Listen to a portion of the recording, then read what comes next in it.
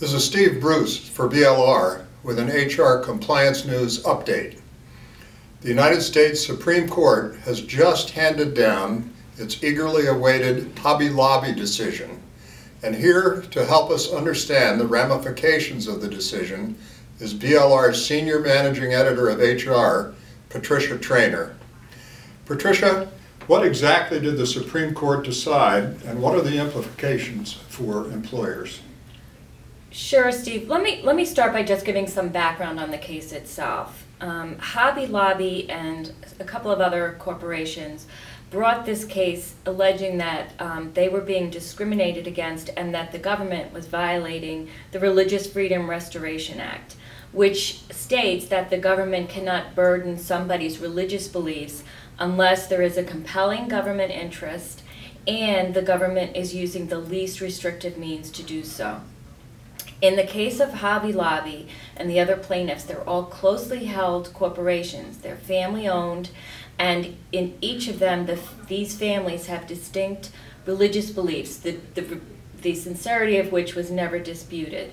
And that prevented them from feeling that they could, under their religion, provide certain contraceptive coverage to their female employees.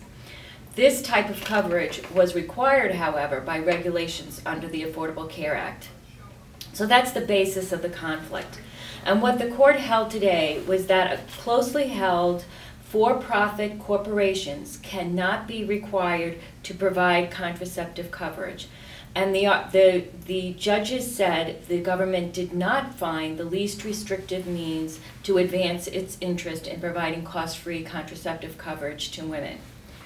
So, what this means for employers remains to be seen to some extent, but here's what we can expect.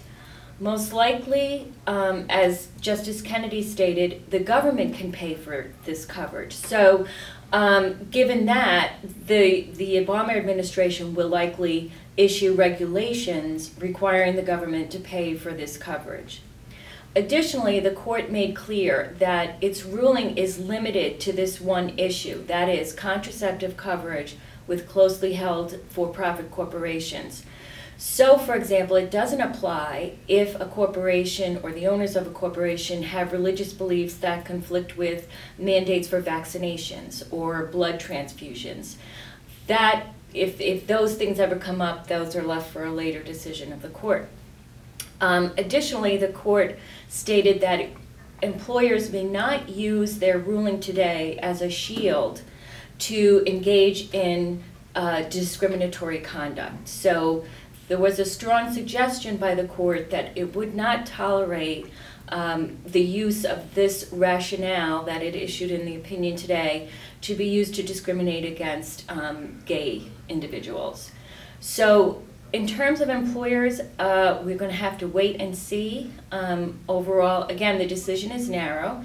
It doesn't say employers cannot provide contraceptive coverage. It just says that for closely held corporations with these religious beliefs, they do not have to provide it. And as I said, we'll likely see the government issue regulations mandating that the government pay for the coverage for women. And in that case, there probably will not be a gap in contraceptive coverage. Thanks, Patricia. Sure. This is Steve Bruce for BLR.